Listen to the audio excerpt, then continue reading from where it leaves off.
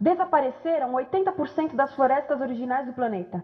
Só na Amazônia perdemos 2.000 árvores por minuto, o equivalente a um campo de futebol por minuto. Então, e as pessoas que vivem aqui? Bem, de acordo com esses sujeitos, eles não são donos desses recursos, mesmo que vivam lá há gerações. Não são donos dos meios de produção, nem compram muitas coisas. Nesse sistema, quem não possui nem compra muitas coisas não tem valor. A seguir, as matérias-primas seguem para a produção, aonde utilizamos energia para misturar químicos tóxicos com recursos naturais para produzir produtos contaminados com tóxicos. Há atualmente no comércio mais de 100.000 químicos sintéticos. Apenas um punhado foi testado para avaliar o seu impacto na saúde, e nenhum foi testado em relação aos impactos sinérgicos na saúde, ou seja, a interação com todos os outros químicos aos quais estamos expostos diariamente. Por isso, desconhecemos o impacto total deles na saúde e no ambiente. Mas sabemos uma coisa: os tóxicos entram e saem. Enquanto continuarmos a introduzi-los nos nossos sistemas de produção industrial, continuaremos a inserir esses tóxicos nos produtos que levamos para nossas casas, trabalho e escolas, e claro, para nossos corpos. Como os BFRs, ou retardantes de incêndio à base de brometo, que tornam as coisas mais resistentes ao fogo, mas são super tóxicos. São neurotóxicos, ou seja, tóxicos para o cérebro. O que é que estamos fazendo usando esses químicos? Apesar disso, os usamos em nossos computadores, eletrodomésticos, sofás, colchões e até alguns travesseiros. Sim, pegamos nossos travesseiros, os revestimos com neurotoxinas, levamos para casa e dormimos por 8 horas com eles. Não sei, mas acho que num país com tanto potencial, poderíamos ter uma maneira melhor de evitar que as cabeças peguem fogo à noite. Sabia que essas toxinas vão se acumulando ao longo da cadeia alimentar e se concentram nos nossos corpos? Sabe qual é o alimento do topo da cadeia alimentar com o nível mais elevado de químicos tóxicos? O leite materno. Isto significa que os menores membros das nossas sociedades, os nossos bebês, recebem as maiores doses de químicos tóxicos das suas vidas a partir do leite das suas mães. Não acha que é uma incrível violação? A amamentação deveria ser o mais importante ato humano de nutrição. Deveria ser algo sagrado e seguro.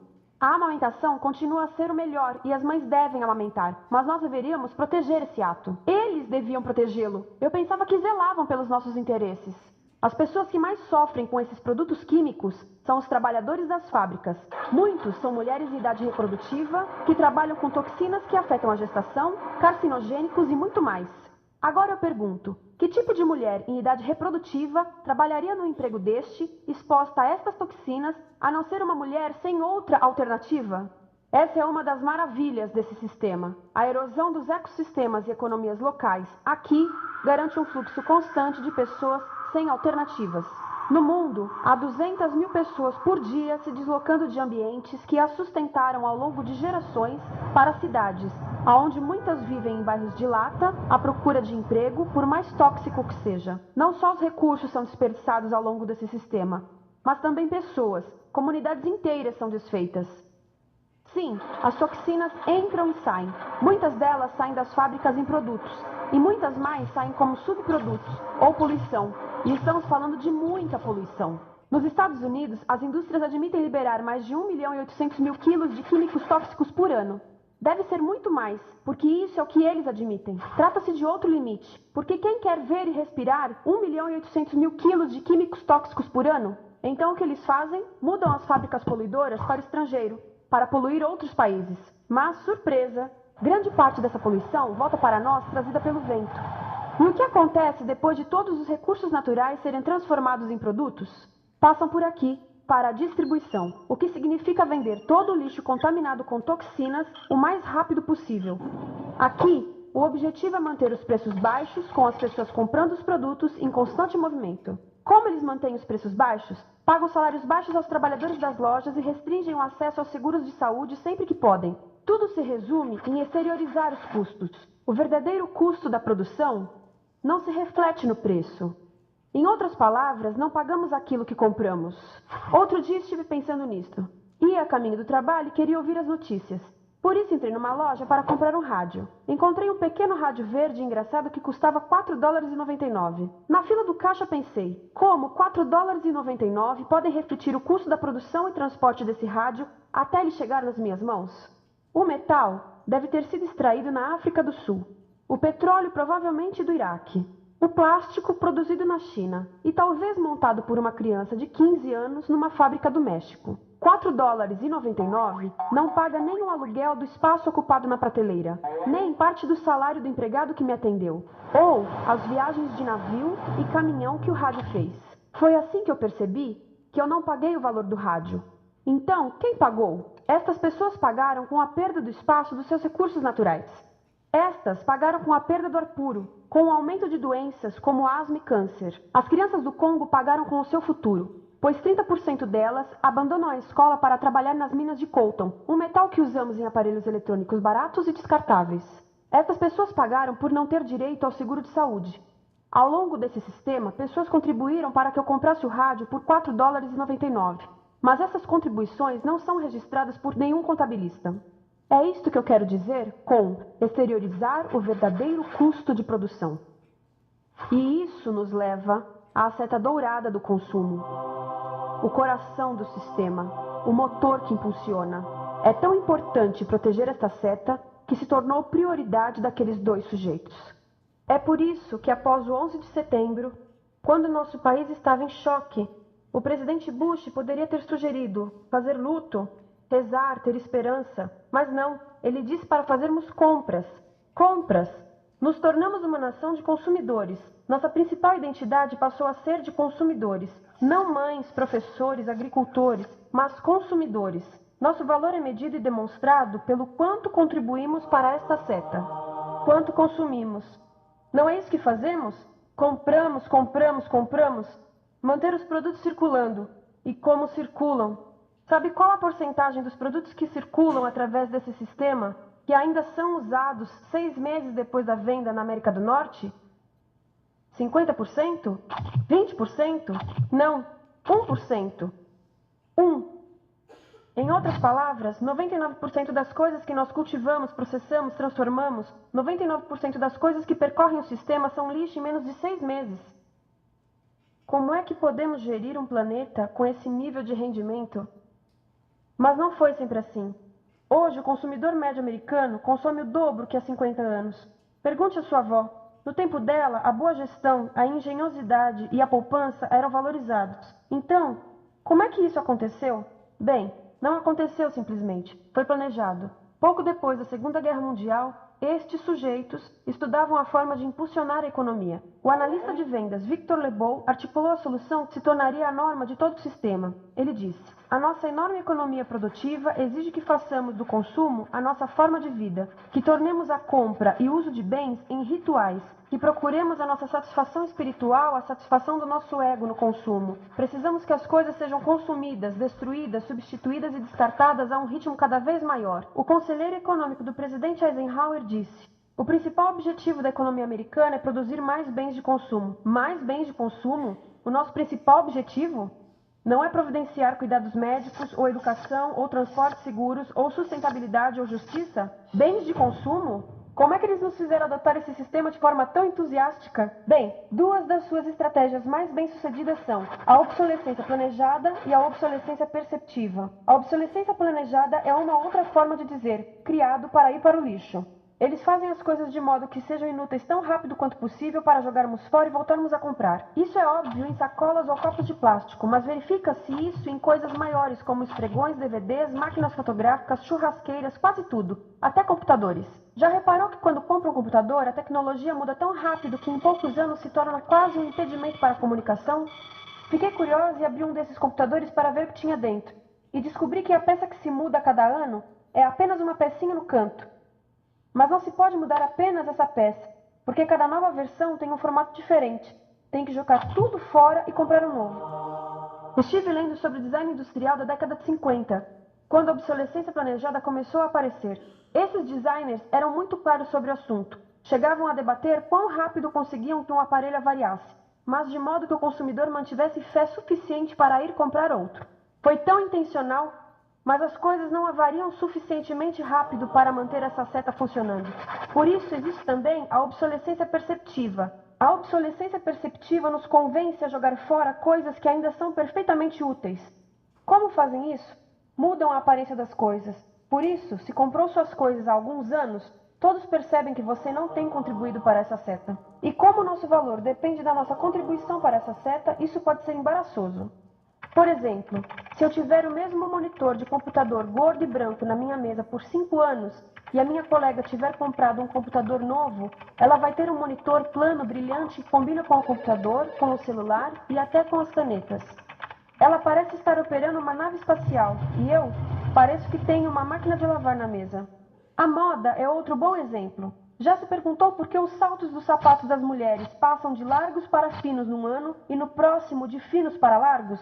Não é por haver um debate sobre qual deles é mais saudável. É porque usar saltos largos num ano de saltos finos mostra que você não contribuiu recentemente para a seta. Por isso não vale tanto quanto a pessoa com saltos finos ao seu lado, ou em um anúncio. É para comprarmos sapatos novos. A publicidade e a mídia em geral têm um papel importante nisto. Cada um de nós nos Estados Unidos é bombardeado com mais de 3.000 anúncios por dia. Vemos mais publicidade num ano do que as pessoas há 50 anos viam em toda a vida. Qual é o objetivo de um anúncio, se não nos fazer infelizes com o que temos?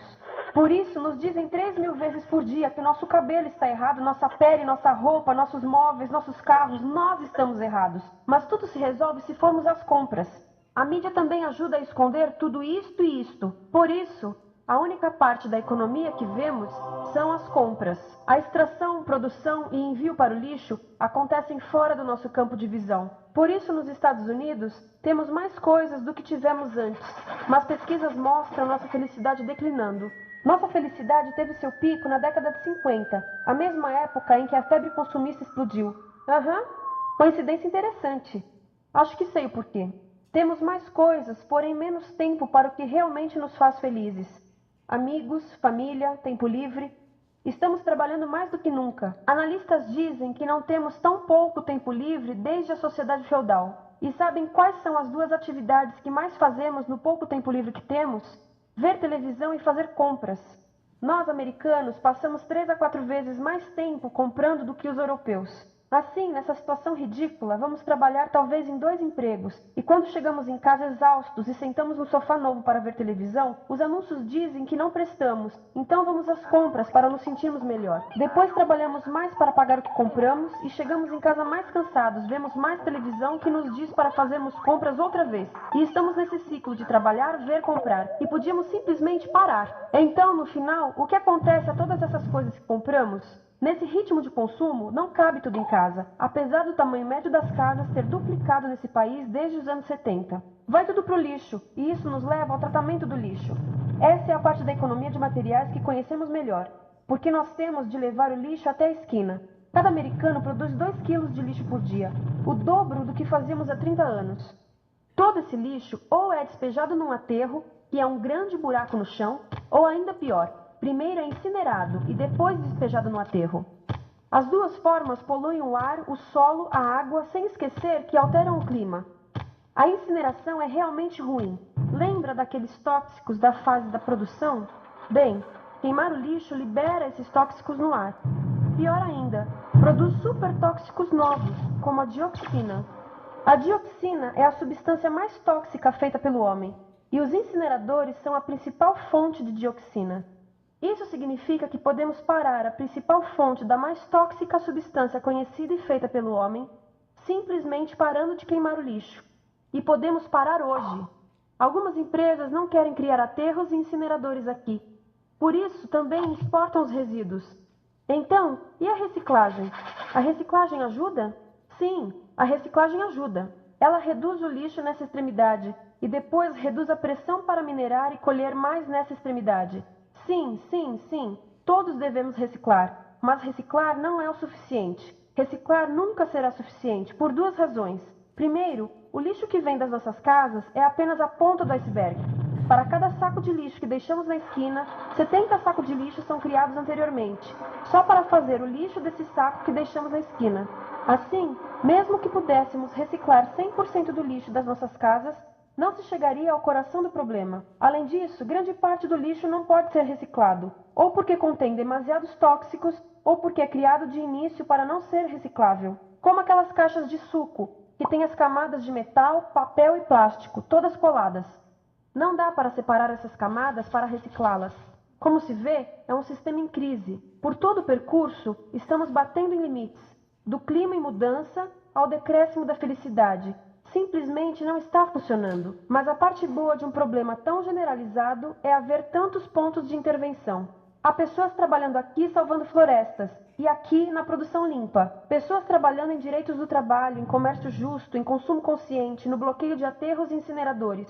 E muito importante, em recuperar o nosso governo, para que seja realmente pelas pessoas e para as pessoas. Todo esse trabalho é criticamente importante, mas as coisas vão realmente começar a se mover quando enxergarmos as ligações, quando enxergarmos o panorama geral. Quando as pessoas ao longo do sistema se unirem, poderemos reivindicar e transformar esse sistema linear em algo novo, um sistema que não desperdice recursos ou pessoas. Porque aquilo de que precisamos nos livrar é da antiga mentalidade de usar e jogar fora. Há uma nova escola de pensamento nesse assunto, e é baseada em sustentabilidade e equidade. Química verde, zero resíduos, produção em ciclo fechado, energia renovável, economias locais vivas, já está acontecendo. Há quem diga que é irrealista, idealista, que não pode acontecer. Mas eu digo que quem é irrealista são os que querem continuar pelo velho caminho. Isso que é sonhar. Lembre-se que a velha forma não aconteceu por acaso. Não é como a gravidade que temos que conviver. As pessoas a criaram e nós também somos pessoas. Por isso, vamos criar algo novo.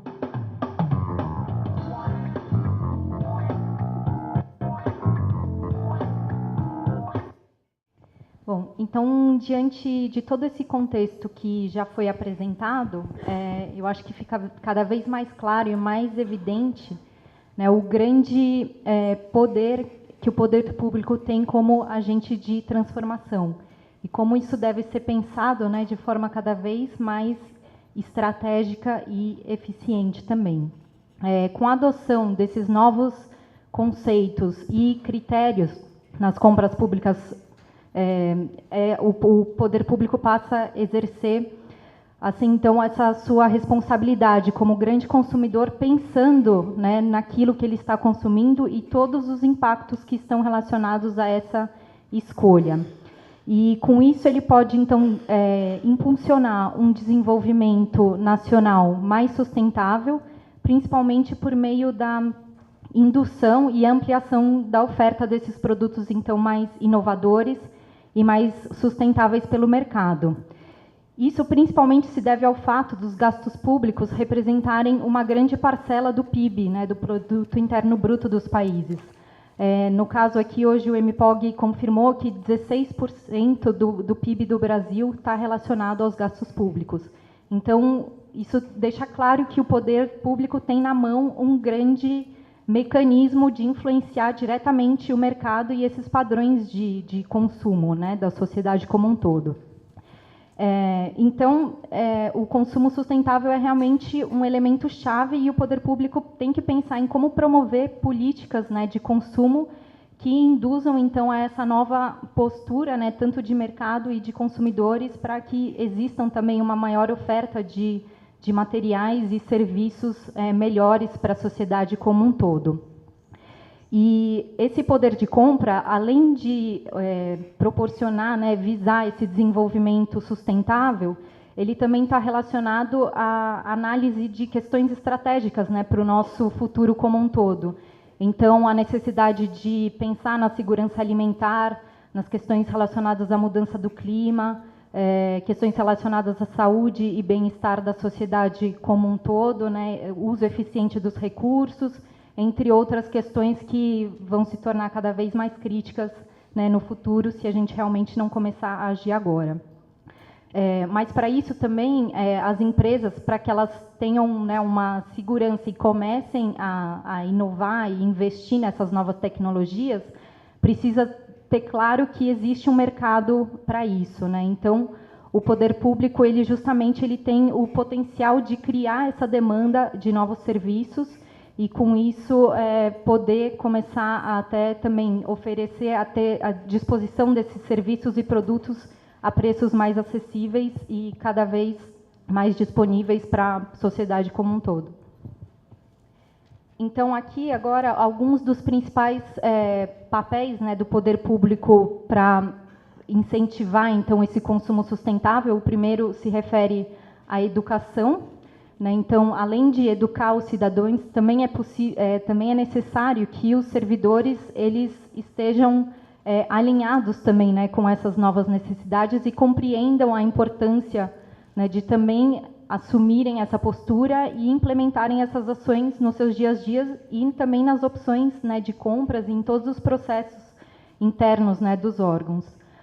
O papel de comando e controle ele está relacionado à elaboração de normas e regulamentos, né, de padrões e consumo. A tributação ela também pode induzir justamente o comportamento, tanto estimulando ou retraindo o consumo de determinados produtos e serviços. Os instrumentos fiscais, eles também podem fomentar ou desestimular certas práticas através dos instrumentos em si. E também as compras e contratações, elas podem influenciar as formas de produção através desses critérios, né, que são utilizados nas aquisições, né, de serviços e produtos pelo poder público. Mas, para isso, também é muito importante a questão da transparência e a disponibilização de informação, né? Tem que realmente estar claro que os processos estão feitos de acordo com a lei e de que essas contratações elas estão garantindo também a competitividade no mercado. Então, a Lei 12.527 de 2011, ela fortalece, então, a necessidade dessa transparência, né, do uso dos recursos públicos. O decreto de 2012, ele também coloca que os órgãos e entidades elas precisam disponibilizar essas informações de interesse, né, coletivo, e isso principalmente também relacionado à licitação e todos os processos relacionados. E no caso do plano de logística sustentável em si, também coloca, né, abre então a possibilidade de que os órgãos eles tenham um link específico em seus sites, né, para disponibilizar informação sobre os planos, né, o documento elaborado em si e o monitoramento, a avaliação, como que esse plano está evoluindo. Mas então, como juntar tudo isso em uma ação concreta e prática, né? Então, existem as compras públicas sustentáveis, que elas justamente são uma solução que visam integrar essas considerações ambientais e sociais em todas essas etapas, né, de processos relacionados à compra, de aquisição, né, de produtos e serviços. E o objetivo principal é justamente reduzir os impactos relacionados a essa escolha, né, do produto ou serviço final que vai ser contratado. Então, a necessidade de reduzir esses impactos ambientais, sociais e também de melhorar a eficiência no uso dos recursos públicos, porque mesmo que às vezes um produto, né, inicialmente ele possa apresentar um valor mais elevado, é preciso fazer esse pensamento do ciclo de vida, né, conforme a Florence já colocou, para analisar todo esse comportamento, né, do produto desde quando ele é elaborado até o seu uso e descarte. Então, tudo isso também tem um custo relacionado que tem que ser considerado também no processo de